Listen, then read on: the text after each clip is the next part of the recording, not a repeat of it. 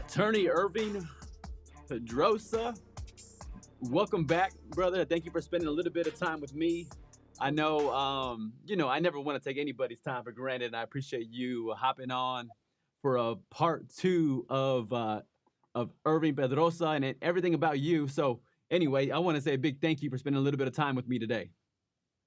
No, thank you, man. I appreciate you having me back, and it's always a good time. Yeah, man. So I know I was listening to our first episode together, and it was over 3 years ago. So hopefully, with this episode, we'll get a chance to just dig into how the last 3 years have been for you. And the first question I love to ask people is what are the biggest lessons you've learned since the last time we talked, which is kind of like the or not even three, the lessons you've learned over the last 3 years. What has that been for you? I think, and I don't think it's any different than it was in the previous one that we talked about, but it's embracing pressure and embracing stress. That's not to say like you take in stress, right? Like, because there's ways of you kind of de-stressing. So I always encourage everyone to have that. And so, for example, mine's reading, meditating, even sauna helps a lot. But just embracing it and not being afraid of confronting stress and absorbing it, because it's kind of like working out.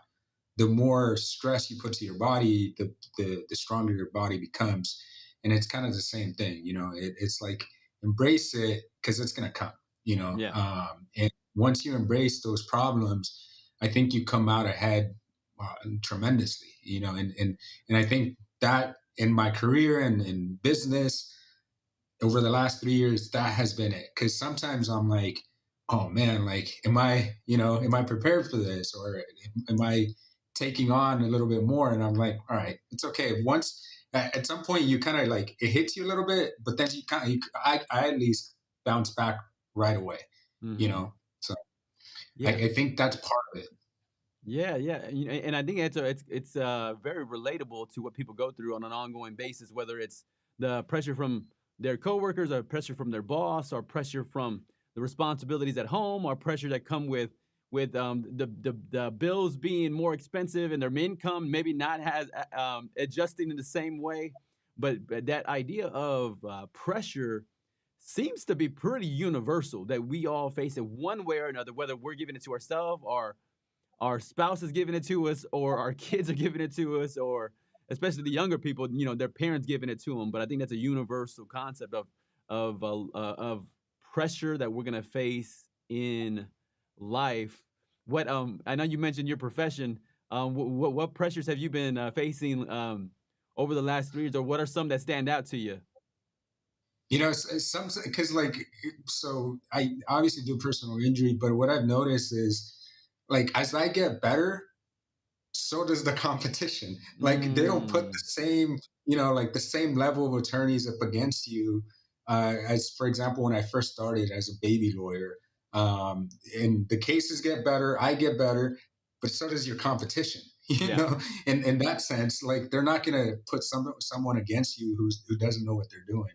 So especially because like usually our competition is insurance companies or big corporations, so I've noticed that, and even sometimes I look back to what I was doing 3 years ago or what I was doing 5 years ago, and I was like, oh man, I wish I knew what I know now, but it's like you can't buy experience. You can't buy Mm, that in any way. You just got to do it. That's part of it. I think also, I think at least for me and for most lawyers I know, when we go into law school, they don't teach us anything about business. They don't mhm. teach us how to become employers. They don't teach us, how to manage employees, and that adds a different type of pressure, whether it's the business side of it, whether it's the employee side of it. Mhm. So embracing that and learning all those parts, and that's all kind of that comes into the role, my role as a lawyer, and my role in my firm. Yes. Yes, yes. Yes, I know, and I can imagine the idea of the competition on the other side from cases that you're facing, and then the competition of again other attorneys who want maybe the same clients, even that you're going after and that you're pursuing, and the pressure of facing it. So what are your strategies? I know different people use different tactics in approaching pressure and navigating it with maturity. What has been some of your ways of or your advice to people who are facing pressure? I think, I have this saying always is like, I'm going to make my weaknesses my strengths, Yeah, and so it's kind of like you embrace it, you accept it, and at some point or another, like I always tell myself is like feel the pressure, but do it anyway. yeah, And feel what I mean by it is like I don't want to hide it, I don't want to run away from it. I want to find ways of kind of reducing it, But I think if I ignore my feelings, if I ignore what I feel at the time, then it doesn't help me grow, and the idea is to help me grow, yeah. so at some point or another I embrace it, but then I find a way to relieve it and move on, and Mm, then focus on the task at hand, yeah.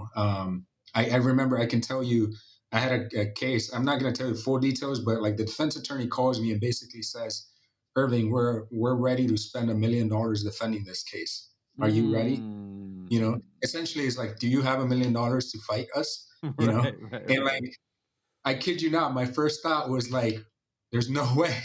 Like, there's just no way, like, Right. but my second thought was like, bring it kind of thing. Yeah. So Yeah. Man, no, that's a big deal. That's a big flex of hey, do you got a million to put toward this one case, and yeah. yeah, that's no small ordeal. And I appreciate you because even when you talked on last time, is you were speaking about this idea of you visualizing hardships as growth, you visualizing difficult times as growth, and you still have that same very similar mindset of like facing the pressure, growing through the pain and not just going through the pain. And I picked that up from you last time, and it's refreshing hearing that you still got that fervor going strong when it comes to facing those difficult situations in life. Yeah, I mean, look, like it's one of those things where it's like, fortunately, we're moving up and whatever goals we want to accomplish, right? But like, if for example your goals aren't getting harder or aren't getting higher and bigger, then we're stagnating, And so, if I ever feel like I'm stagnant in a certain position, then my goals just aren't big enough, you Yeah. know. Uh, Hmm. so that's why I'm like, I'm always gonna be. I think at least I've been this way in my entire life, and I figure, the rest of my life's gonna be no different. I accept it, I embrace it, I accept the challenge, and it's more than anything is like figuring out a way that it doesn't, like, the stress doesn't affect me physically, and mentally, so I don't affect those around me in a negative way. I want to affect them in a positive way, and I'm a big believer is like the more positive you are, the more positive outcomes you create. Hmm. Hmm. Yeah. Yes. Yes. Yes. No, that's relevant when it comes to the amount of people that each one of us influence. Sometimes we don't think about taking care of ourselves. It means we're also taking care of the way other people are around us. When we are healthy with taking care of our own stress, when we're healthy taking care of our own hardship, then it often prepares us to be best able to be around other people. There's the phrase that's often used, especially in counseling circles, but hurting people hurt people. And we probably can substitute that to say also, stressed people hurt people, and Right. burden people hurt people, and it goes all the way around. But the idea of navigating that stress with grace and harmony is so key, and taking care of that pressure as you're describing is so key, not just for us, but also for the people around us. And sometimes that people around us piece motivates us more than taking care of ourselves. No, absolutely. And it's kind of, I think we touched on it last time. It's like I find, my family, the people I care about, to motivate me. And essentially, at the end of the day, that helps me do what I'm doing, So Mm, absolutely, I agree with you 100%. yes. So what's new with you? What's new over the last 3 years? What stands out to you over the last whatever 1,000 days or so since we last connected? Well, I'm an attorney here in California. I take cases over California. I'm now in your state. I'm in Texas now, and so I'm taking cases in Texas. So that's new and exciting. It's different. I can tell you that. But I'm excited, and same thing, kind of what we've been talking about. At first, I was like, "Oh man, here goes like I feel like a rookie again." Right. So Now, how and why? Are you living in Texas? Are you living in California? Where are you physically? I'm physically in California. I'm living in San Diego, same place. But yeah, I'm physically in California. And then, so how did Texas come up with you? How did Texas get involved at all? Well, it's kind of like with you and other friends. I have a lot of friends in Texas that kept asking me, "Is like, why aren't you in California?" I'm like, I don't know, because I'm not licensed there, first of all. But I think if you think about it, like the way my mindset shift from even when last time we talked, because we were just coming out of COVID, if not, we were like in between. Right, right. But the world changed dramatically during COVID, Mhm. right? And so what ended up happening is a lot of things that we used to do 100% in person, we now do virtually, right? Like, and so I realized that, and at some point or another, I'm like, okay, so why not? What is stopping me from doing that, from pushing myself to like a different state? Yeah. And because like, do I have to be there in person? No, but I also take cases. And for example, I'm in San Diego. I take cases in San Francisco. I just Mm. had a deposition earlier this morning in San Francisco. Did I have to be in San Francisco? No, I did it via Zoom. It's kind Mhm. of the same thing. So that's what got me thinking about it. And obviously, it's also like kind of like the Spanish also helps in Texas. Yes. So it's a combination of things that, like, I think it all got started because of COVID and how the world shifted and how it improved in a way. Like a lot of, especially in my world and legal world, it was very archaic. It was very, old school. The technology in courtrooms was very old school. COVID kind of advanced all that, so Mm. because it had to adapt to the actual technology that actually existed out in the world. Mhm. Yeah. And then, so was it a tedious process to, take care of all the whatever paperwork behind the scenes to be able to operate in Texas? Yeah, it always is. It's like the every time like you're an attorney in a different state, it's long process. Um, Even like learning something as simple as filing a lawsuit, because even if you think about it, at least the way I always thought about it, especially with my staff, every county in California, it gets treated differently. Every courthouse is Mm. different. Every Mhm. judge is different. So it would take some time for even, we had a case recently in Chico up in Northern California. The rules in that county are way different than the rules in San Diego, way different than the rules in LA. And it's kind of the same thing in Texas. It's like learning a whole different way of filing a lawsuit, learning a whole different system.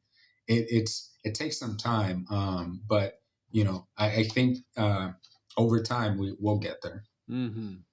And is it you that has to go through the Texas bar and all that, or is it somebody on the staff, or how does that work?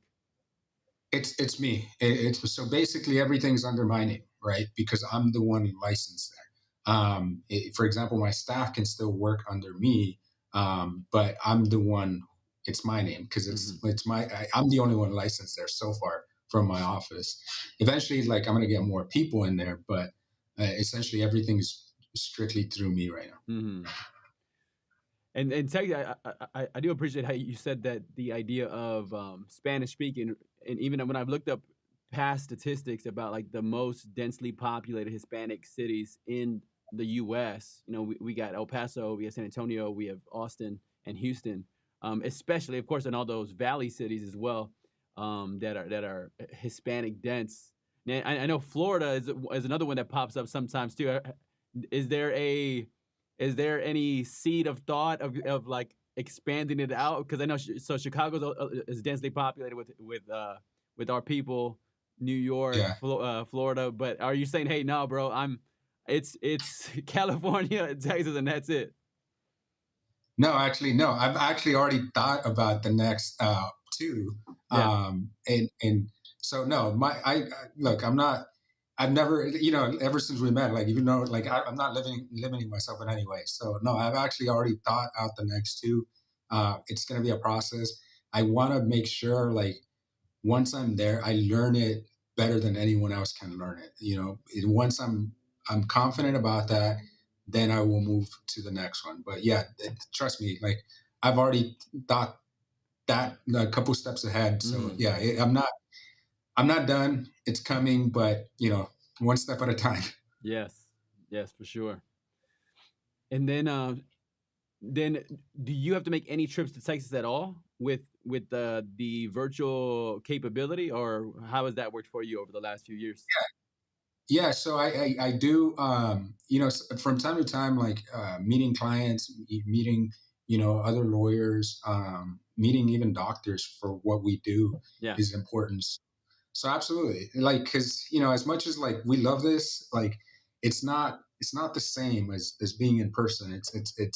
It loses something, right? It Yes. loses like the coffee shop environment that we talked about earlier. It's like just having a coffee together. It's in person is so different than having coffee virtually. I Hmm. don't know what it is. Maybe it's the energy. Hmm. Energy every person carries. But yeah, absolutely. I not only do I have to be there, I plan on being there, more often now because I am in there. I am licensed there now. Nice. Very nice. And I already told you off camera that we got to do an in person version of the pod for your part three. So put that in your now. Let me know the dates you'll be coming in the Texas so we can make something happen over here. Yeah, absolutely. I'd love to. That would be a lot of fun too. So Yeah. Now, over the last 3 years, what would you pinpoint as a highlight or a couple of highlights for you over these past 3 years? Um, well, obviously the Texas one is part of it. I think another part, which is kind of smaller, but I'm really proud of it, is at some point, my firm ended up hiring my sister, my younger Mm, sister, and it's a small, addition to the office, but I love it, because not only like is she a great worker, she is a great addition. Like that's why it's especially if you remember the first part we did is like that's why I am the way I am. That's why I do what I do. It's for the people we care about, for yes. the people we love, and so not only does that bring the business itself improvement, it helps us improve as a business, but it kind of makes me happy, So I'm absolutely that's one of the things that I'm like top of my head, like that's one of those things that I'm like I absolutely love being able to do that, but having done that. Yes. That's special, man. That's very, very powerful. I mean, what is your sister doing in the firm? Just helping as an assistant, and helping our cases, our clients, helping. She works with my business partner on the pre-lit side of it, but she's helping us. She's helping us improve and helping us kind of be better for our clients. Nice. Is does she have an ambition to follow in your footsteps and do the attorney thing, or is she hesitant to go that route now? I think you first. I think you'd have to ask her that, but Right. I don't think so. Like I think she sees I'm kind of crazy, and she's like, I don't want to be that crazy. I'm cool, Yeah. just being me. So Yeah. I think so far she likes what she does. I Good. don't know if in the future maybe she'll change her mind, but I think it's like she's seen crazy. She doesn't want to become crazy, Right. So No, respect to that. No, man, and that's special. I know last time we talked extensively about your mom and how much she had such a beautiful impact on you. And then, of course, you talked about your brother as well, some of the challenges that he had to overcome along the way. And then I think the three people you mentioned more distinctly was mom, dad, and then you mentioned brother.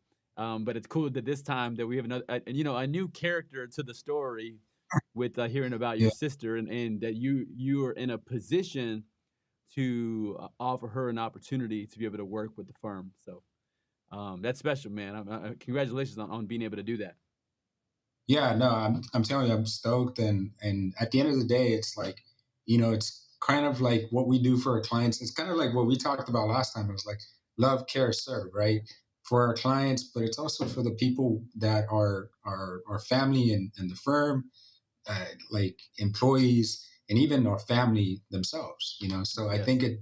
I always say this thing is like I'm the same person in every aspect of my life, and whether I'm a lawyer, whether I'm a brother or a business owner, I'm not changing. And so I had no hesitation in doing that when the opportunity came. So Yes. And it's special to command that kind of respect.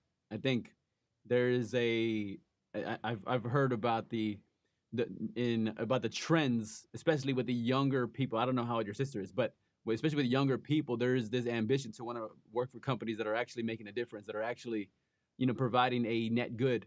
And the idea that your sister would be willing to, in wanting to come work with Big Brother. Again, there's sometimes when family members where it's really is on the opposite end. We're like, let me get away as far as possible from my family members.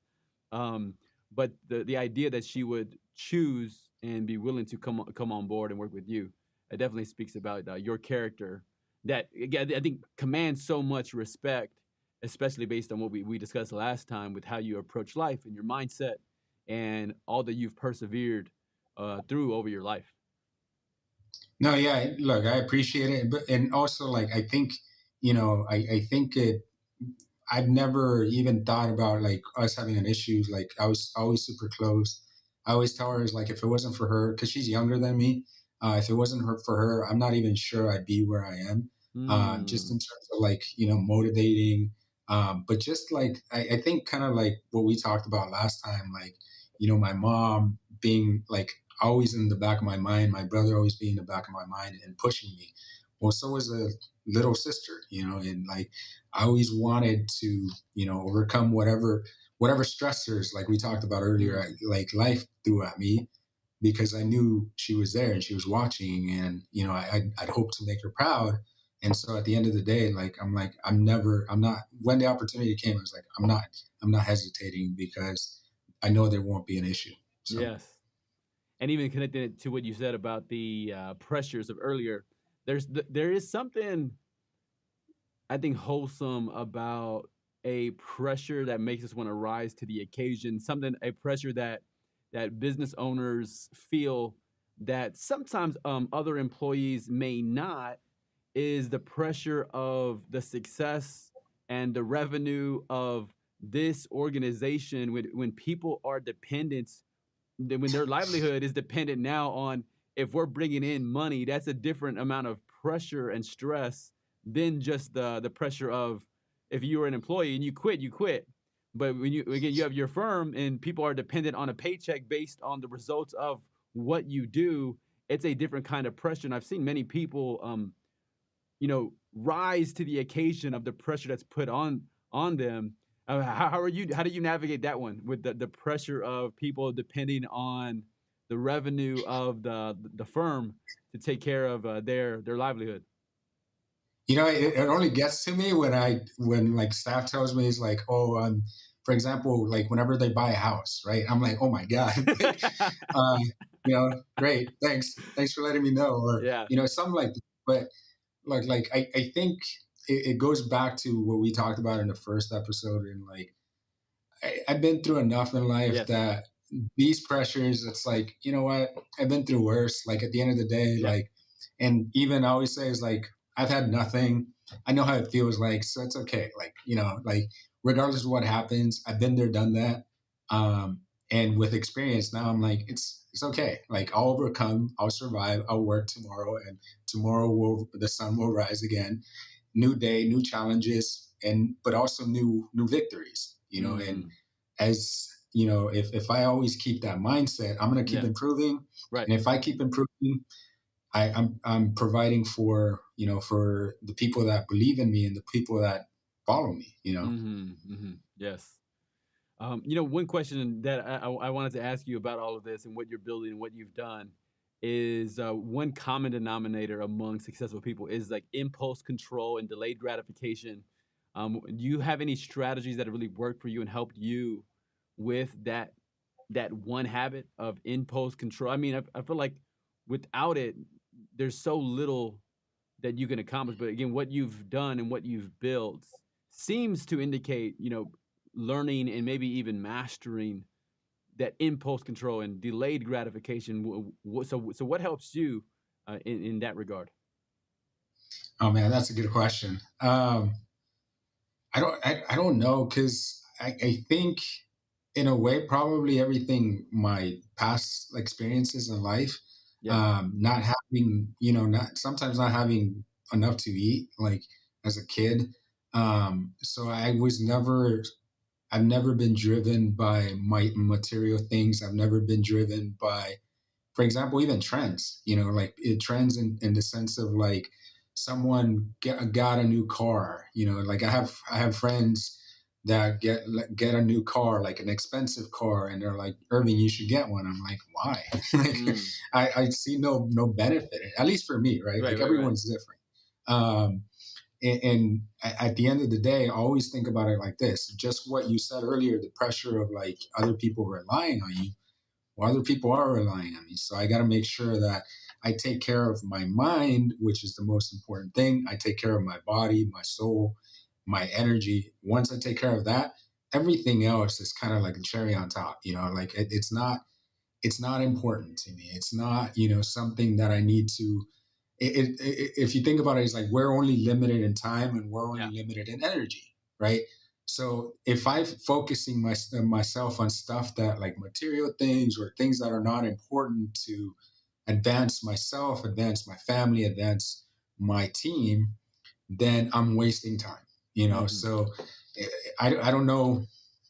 I think if anything, I think focusing on that allows me to delay gratification on other things, if Yeah. that makes sense. Yes. Yes. Yes. Now, then, do you? I mean, then do you navigate with when it comes to some of us, especially as men, and maybe even especially in the Hispanic culture, like there is a maybe the common language would be there's a tendency to flex. Maybe that's maybe an American thing, but then there's a a masculine thing. We see it in sports, and they're pointing to the name, and they're pounding on their chest, and they're strutting over here. Um, and it seems as though the more you go forward, the more like, especially if you're growing and you're progressing and you're challenging yourself, then you have more to flex about than even again maybe even 3 years ago. And Yeah. so, is there a do you notice? Do you pick up on yours? Are you like, man, like you either? So yeah, so is that an issue for you, or a thing you've become aware of with yourself? Or are you like, nah, I don't really have that tendency to flex, or maybe the flex looks different? Yeah, no, actually, I know exactly what you're talking about, Yeah, and it brought memories of like uncles, like when I was a kid, and like, so I absolutely I know what you're talking about, and especially like you said, Latinos. But I think for me, at least, the way I think about it is, I, essentially, I was brought up and raised by my mother, yeah. right? So I did not get influenced by that. In fact, I Mm, got turned off by that. Whenever I would see it, I would get extremely turned off by it.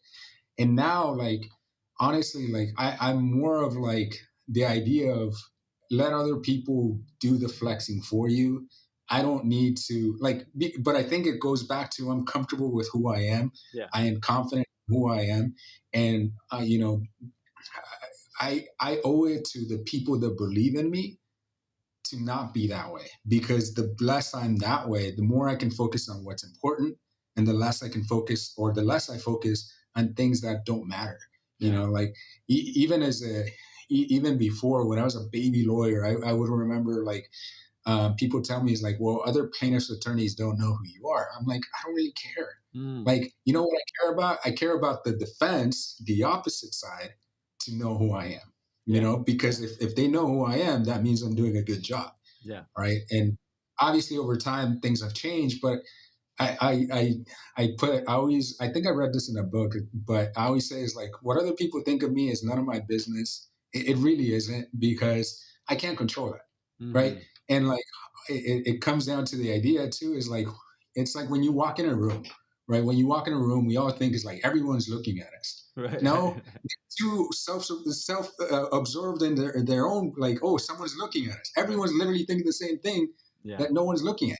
It's like, and so once I kind of wrapped that idea into my head, I was like, all right, then just keep looking forward and keep at your path. Like, Yeah. and also the idea of like, look, time reveals everything, right? If you're doing the right things, and you're focusing on the right things, and you're focusing on the right people, time does not lie, Yeah. you know. And Right. over time, someone else will do the flexing. Someone else will do it for me. I Yeah. don't have to do it. So Yes. And it's refreshing, man. I really appreciate that. And it's something that my wife and I have discussed and have we talked about a lot. Like you said it, the example you used earlier about the cars is like if we get a new car, like what if we didn't tell anybody? Or we got our house, like what if we didn't tell anybody about our house? And it's been, I found myself, even when it came to like, going on vacation or traveling, I remember there would be times we would go on a nice trip, but even the high I would feel would be about posting. I like the high I felt posting about it and getting affirmation more sometimes than a trip, and that bothered me. And I was like, so you're telling me the social approval means more than the trip? Why don't I just not do trips and then just, if social approval means that much to me, there's so many less expensive ways to get social approval. But right. to that point, it took me down this path of going like, um, if it's made me ask how much of about my the good parts of my life do I have to highlight, emphasize, and underline for other people? Whether it's purchasing and more materialistic, or traveling, or even if it's just more like stuff I'm doing in the community. Again, I believe in sharing good news and talking about what's being done. Yet it seems as though anything can become um, a flex. For me, I know it's important for my own ego and my own character to be mindful of um, the purposes and intentions around even again posting certain content. So anyway, I appreciate your approach. I think it's very inspiring to somebody like me, where like, man, ego could be huge, and I'd rather look good than look bad, and I'd rather be um, be admired in a special way. But sometimes I think it's for me, it's overly relying on that admiration from other people. Yeah, I mean, look, like at the end of the day, like there's no better way of flexing than what you help other people be or become, you know. And like I think at the end of the day, like that's what's important to me. You know, if you figure out what's important to you, like you said, Yeah, like then everything else, it doesn't matter. You know. And like I always tell people, especially with my clients, sometimes I always tell them, I was like, look, I didn't become an attorney for my ego. I became an attorney to help people. yeah, And if I lose focus of that, then I'm doing the wrong thing, not only for that particular client, but for myself too. So I think a lot of it is kind of understanding yourself, just like what you said. yeah. Yes. But yeah, the reality of it is there's so much of what we can do is yeah, I mean yeah, it's just a question I have to revisit often with going, "Okay, am I doing this to be seen, or is doing it enough?" And then when I do something good, it's like, how many people do I have to tell? Or what if I told the least amount of people possible? What would happen? And so that's been as I again, it's navigating how much of our lives to share. But I appreciate your mindset about it. So then, where does your inspiration for that come from? I know you have like this life where you've persevered through incredibly deep challenges. So then, I can't help but think about like, is this brother like religious? Does he you have like what's the spiritual influences around you? I know we didn't really discuss um spirituality or religion, much last time, but I'm curious, are those elements that are influencing you as well? Because it sounds like a very whether it be like the humility of like the Christian trope, or even very much the detachment of like a Buddhist trope. But how much of those things influence you, or do they at all? Yeah, no, so look, I always say that I'm very spiritual. I think Christianity, Buddhism, I read all those, and it all influences my thought and my thinking. I guess the way I always explain it is, um, no matter what I went through as a kid, I feel like, and I think a lot of it, and I think as I've grown older, I kind of gotten to this conclusion. My mother just showed me a lot of love when I was a toddler. You know, and I believe that in a way, if your early beginnings, you are like somehow or another, you get to learn that you are loved no matter what. Then no matter what you do, people will love you, right? And so I know I don't need to announce to everyone everything I'm doing, Yeah. so if because like I always think about it like this: if you're doing enough good, eventually like those people that you are helping will do it for you. Yeah. Like I'll give you a quick example that I never even thought like was gonna happen. But a few years ago, like I was speaking at a high school, and so I didn't really think anything of it. I do it often, and you know literally like 2 years ago or like a year and a half ago, I got invited to uh, law school admissions like celebration, right, of newly admitted students. And one kid comes up to me, he's like, Irving, Irving, Irving. And I'm like, who are you? Like, why does he keep, like, how does he know me? Right. And like, Yeah. he explains, he's like, you came to spoke at my high school years and years ago. Everything, like, I remember you inspiring me to become a lawyer and inspiring me to Mm. go to law school. Right. And so I had no like I had never even like after that talk in his high school. I had never seen him. I didn't remember his name, but here he is, like, and telling other people like this is Mm. what Irving did Yeah. for me, right? And like to this day, I remember that, and like every single as I've gone through life, that happens constantly where I don't need to tell people like what I'm doing. If I'm doing the right thing for others, like those people will eventually do it. And that part, like I didn't need to tell every single, like I'm only telling the story for Yeah. No, for to sure, give for you an sure. example, but like I remember when that moment happened, I was like, it kind of gave me a sense of like I'm actually doing something good in life. I'm Mm. actually making an impact in life. And I don't need, validation in any other way.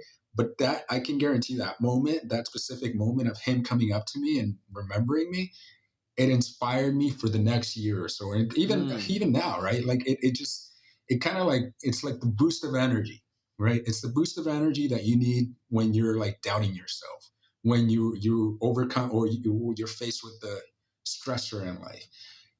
Those little moments are super powerful, and it's kind of like it not only like in Christianity but in Buddhism, it always tells you is like, look, celebrate the good parts of life, celebrate the happy Mm. moments, Mhm. right? Like, and once you do, I don't know if it's your energy, your spirit, or whatever it is, wants more. We want more of it, right? Yeah. I believe if it's pure happiness, if it's pure like something good, then it's going to give you pure energy, Mm. and it's not something like I'm not doing something that becomes addicting or anything like that. It's just out of Yeah. pure loving to help other people, loving to make a difference in other people's lives, and that the purity of that. just motivates me tremendously, you know. Hmm. Yes, yes, yes.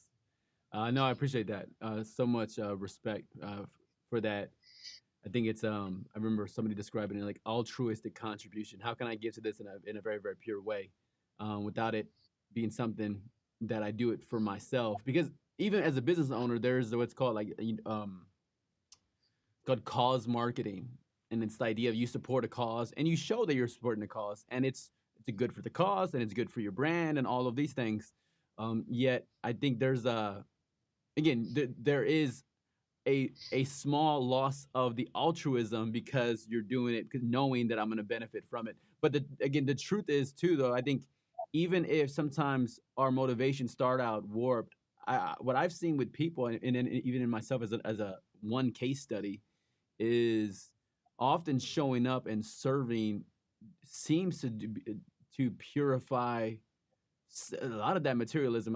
One example I could think of, we did this event um, for the like homeless outreach, just like showing up for meals and sitting down and having conversations. I remember just having one conversation, and I remember asking myself, like, what, like, would I really have a, would I really ask somebody what they do for fun in that setting, and would I even bring up fun at all? Like, you know what I'm saying? It just seemed inappropriate, not like wrong, but it just seemed not to be fitting to say, "Oh, what do you do for fun?" And then they asked me, and what if I was like, "Oh, like I play my PlayStation 4 or whatever it was at the time." Like those things just seem to not harmonize together. So it's like what really matters in those moments is not being able to tell somebody what I do for fun, but it's showing up and caring about people, um, about things that truly matter, and it's not so much like Yeah, the video games meant so little when I was showing up serving. The my fun activities meant so little when I'm helping somebody who doesn't even have a home. I found it to be purifying just to show up to serve, even if the motives could be a little bit off. yeah, no, look, I think you hit on the head. It's like the idea of like you're doing something that is meaningful for them and something that it's impactful, right? Because like when you said that, the thing that came to mind is like I whenever I used to do orphanage trips, I felt the same way that I think you're describing. Like I would take materials, and then I'm like, am I really doing this for them? Like, what am I like? Why am I doing this, right? Right. And so what I realized at that moment is like it I'm taking materials, and that obviously helps the orphanage, but more than anything, what I found from children in an orphanage, they love the 1 hour that you spend with them. Mm, Like that hour to them is very meaningful. And that hour, I remember whenever I would go, I would just play with them, just spend mm, time with them, just smile with them, just care for them, yeah. right? And that's something that no one usually gives them. Everyone Mm, wants to give them materials, and we all have that heart to give them materials. But when a child really needs is love, mm, someone accepting them, someone making them smile, right? Like and I remember that I was like, once I like was able to parse those two things together, I was like, what I'm doing is a good thing. It's the right thing. And so it's never, I don't think it's ever going to be to where like you gain nothing out of it, because I remember those moments motivated the yeah. f out of me, Yeah. Yeah. Yeah. because I would remember, it's like, look, these kids are in these horrible situations, yet they're still able to smile, they're still able to show other people that they're loving, they're caring. So I think that's what literally came to mind when you said that. It's hard, but I think if you do it for caring, and like you do it entirely for what those people or what the people you're helping, it is impactful for them. Then I think we're doing the right thing. Yes. Yes. I, I respect, man. I think I really love that, and how like there's certain things, maybe we increase in influence and we increase in income, and there's opportunities for us to be able to give in certain ways. I know there's like at least one book, maybe several books about the idea of how you contribute once, especially as you accumulate different amounts of wealth, because in some ways you could pay other people to do certain things for you, to include, you could pay for materialism to go to these people that are in need, which is good and appropriate, and let's keep doing that. Yet, um, the idea of you showing up yourself and serving, connecting, loving, that's some of those things that's irreplaceable, and it's so good for them, and it's so good for you, for yourself to really to be. It seems to be very purifying to do it. It makes you like put a reset on life when you're serving people um, who are less privileged, and you're just trying to lift up, love, show patience, show kindness, and it's your three words. It's love, care, serve. There's those things over and over again. Right. Absolutely. I agree. So let me ask you about the last 3 years, and have you faced any challenges that you've confronted and had to overcome in your life? I think it's just growing as a business, growing as a person, growing in obviously the different state, and like I told you earlier, like what I find is it's like the better I get as a lawyer, like, and the better I'm able to help clients, the more I notice the other side just beats at us. Like they will try anything, but that comes with the nature of being a lawyer. It's adversarial. It's so at the end of the day, like I'm used to it now. And I always say is like, look, if we're not facing challenges, we're not growing. So Hmm. um, at the end of the day, I embrace it. I embrace my fears. I embrace my challenges. And once I'm able to do that, then I kind of like accept it, and my brain moves on and tries to figure out how to get better and how to improve. Nice. And what would you say your goals are moving forward? Oh man, I have so many. How much time do you have? um, Look, like I think the goals remain the same. It's like every year, every day, improve as a person, improve as a lawyer, improve for my clients. If we want to talk about specifics, like we talked earlier, expanding the firm reach, in terms of like whether it's other states, other cities, however we can help uh, people with what we do best, and in terms of even me on the personal side, actually, like, getting my own family. I think Mm, that's a goal. It's a hard. I think that's a harder goal for me than the business side of it. But it we can't be strong in all areas. yes, yes, yes, yes. Yeah, no, I mean, what is that like? I think there's a lot of conversation that happens, especially across socials on the dating market. Again, especially maybe. How old are you? 35. 35. Yeah, yeah. Especially people in our generation. There's at least the trends have been communicated that there's the age that people get married is older and older, and similar with having kids. So, but what do you observe in those arenas? Um, Yeah, look, I think what you hear is true. It's harder and harder. I think social media makes it a little bit harder. Even though I think originally the idea was it's supposed to make it easier. yeah, Um, but honestly, like it's kind of what we kind of touched off the air, that we create our own reality. And to be honest with you, like the reason I'm single is because I created my own reality. Right after law school, I was so focused on, becoming a good lawyer. And at the time, I was also a professor for master's level students. So I would go from my day job as a lawyer to teaching master's level courses, yeah, and that was kind of my thing for 3 years. So my focus wasn't on that, like, and even as if we talk about like the firm, my focus has been the business. yeah, Could I at some point shift? Like I think I'm in a position where I can shift a little bit of that energy, but I have no I have no one to blame by myself. But it's yeah. not like I'm unhappy. Right, right, extremely happy with my life. I'm content. I'm confident in me myself. So it goes back to the idea that I told you, is like we create our own reality. We create what we want out of life. yeah, There's no rules. Like there's, as long as you're doing good for people and you're doing good to people and you're not harming others, there's literally no rules. Like right, right. no, there's no like, something that says it's like, Irving, you need to become. I know there's like a Latino rule. My mom keeps reminding me. It's like, why aren't you having kids already? Like, Yeah, yeah, but that's not, that's a flexible rule. At the end of the day, my mom wants me to be happy. yeah, So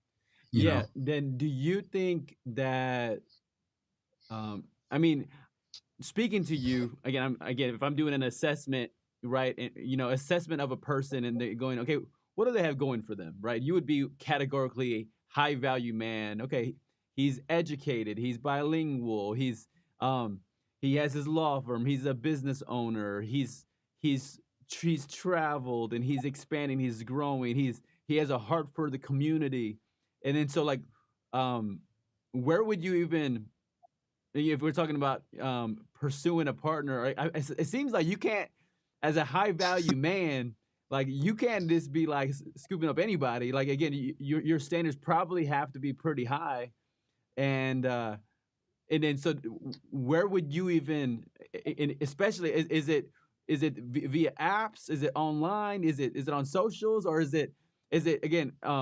If I was talking to somebody like you again in my personal life, I'd probably say yeah, like probably somebody in church or somebody like that. But what are your thoughts on even how somebody like you, a high value man, would or should meet somebody? bro, you tell me. No, um, look, like I think at the end of the day, you hit it right. Like I don't. I always say is like I'm not looking someone who drains my energy. I'm looking for someone that lifts my energy. Yeah, yeah, And kind of, it doesn't necessarily need to march at the same level, but marches in the same direction. yeah, Like, and they're driven. But other than, I think those people are everywhere. It's just, and I always say is like everyone has a different timeline for everything, yeah, right? yeah, Like, it just, my timeline hasn't been to that point. So, to answer your question, I have no idea. I'll tell you when it happens. yeah, But I look, like, there's great people everywhere. So it's not something that I'm concerned about. Like the whole social media, I think it's a little bit true, but at the end of the day, like, there's great people. It's like in any industry and business, right? There's great leaders in a certain industry. There's horrible leaders in that same industry. yeah, So it's the same thing. There's great people. There's great lawyers, great women, like women, high quality lawyers, teachers. On social media, same thing. So I yeah, think it's limitless. I just gotta find the right timing, I guess. yeah. Respect, brother. Respect. Well, look, I want to respect your time, but I also want to say a big thank you for doing a part two. Again, we got to do part three in person. So you let me know when you're coming to Texas, and we'll make it happen. But thank you for spending some time with me today. Absolutely, love to, and I'll see you next time in person. And let people know where to find you online. Yeah, yeah, you can follow back to social media on Instagram, Irving IRVING.ESQ. I also have my own website, irvingpedroza.com. Also, the firm website, which is dpinjuryattorneys.com. All right, perfect. All right, my brother. Well, thank you, and everybody listening. Thank you so much for tuning in. We'll see you on the next one.